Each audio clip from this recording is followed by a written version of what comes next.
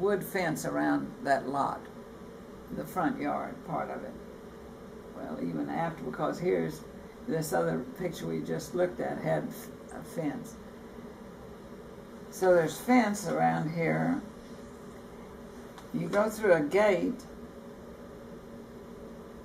See this here?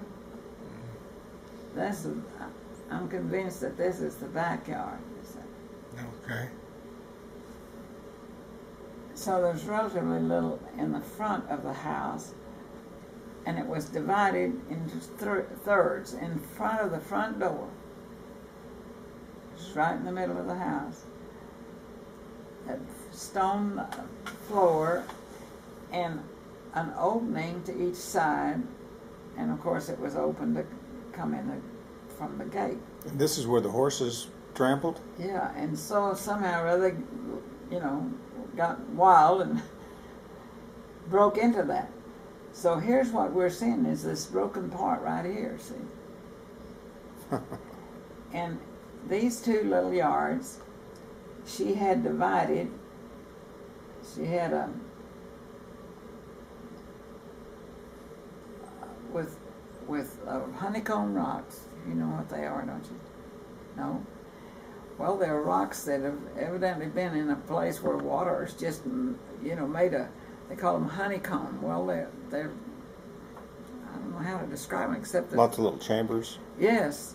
It just, and so she had those across these corners and then in the middle of a square. That's where she planted flowers.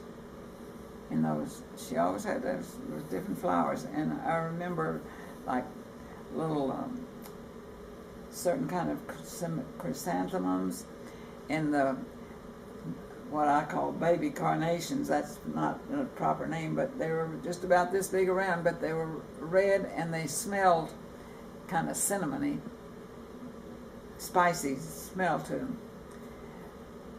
But carnations, they had the same type of thing as the big carnations, just smaller. And I'm sure there were other things that she planted in there, but I remember those flowers.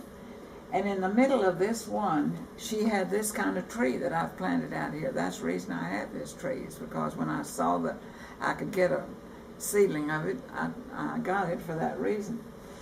And on the picture that I have, it's a small picture, but you can actually see the tree. Good.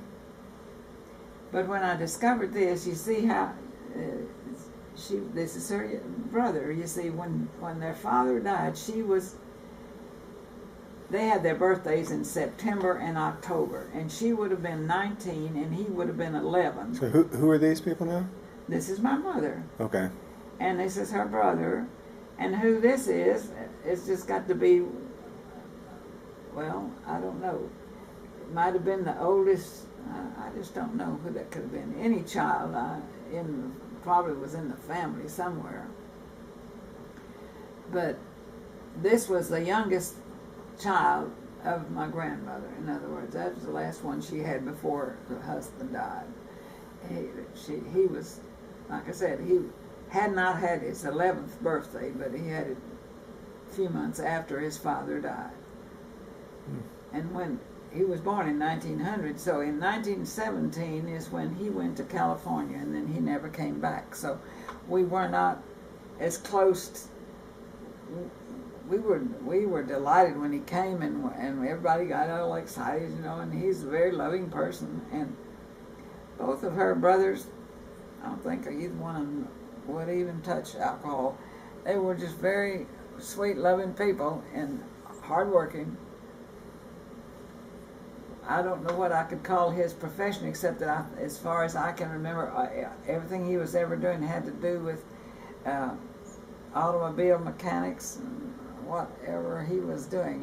That's what I know. But he's the one that really, evidently this family, I can always understand that really. But my grandmother was I never knew her father, because he died before she was married. But evidently they did not, were not church members like my father's parents were. Good people. Had a nice write-up in the paper when he died, and I have that obituary too. And the one that lived in Austin, just behind us on the street behind us, he was an expert upholsterer. I'm sure there were many things in high places that he had upholstered. Things needed redoing,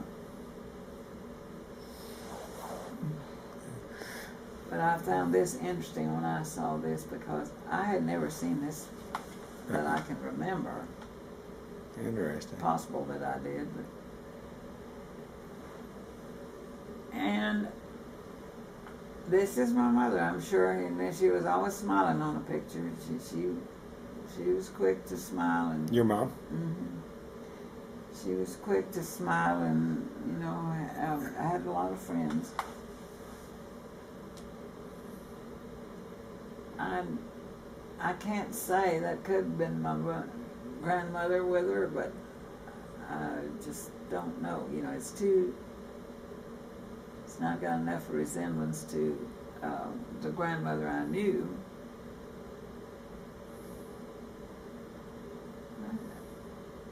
It's perfectly possible. I think the shape of her face is in line with it being. And I'm sure she was the one that was around when that happened.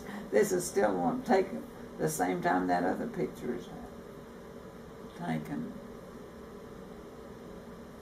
It's like there's a rake or something there.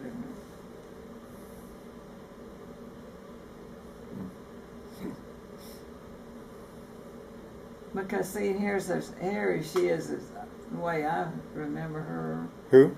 This is the grandmother, my mother's mother. And what was her name? Her name was Emilia Bastian Rossner. And see, this is the house. You see, there's not much room here for much front yard. But this is the front yard, I think. So I'm taking, I'm wrong about that. This is her bedroom. This is her bedroom here. And you see there are the kind of shutters, of course, that really are functional for shutters. See, this is open here. And then when you close them, that's the way it is. No, and see, and here is this open front, we just were looking at. But this goes to the back. And this would have been? I don't know when this would have been, but that gets her more like I remember her. One thing she suffered from, I don't know that she suffered too much, or they might have been able to do something more about it, but she had a big goiter here. I don't know if you've ever known what that is, Didn't seem to bother her too much. She didn't complain about it. But this was her bedroom. There was a bedroom on each side of the middle room, which was not as wide. This in Austin? Mm-hmm. That's on the corner there by the Schultz Garden. This back here is was a wash house. I know that, because I remember, seeing all that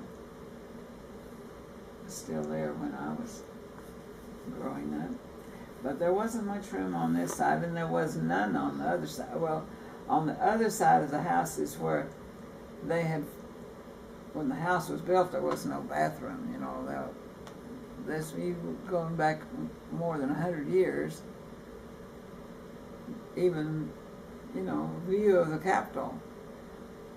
That's the way it was, but the room that was added on for a bathroom and a screen porch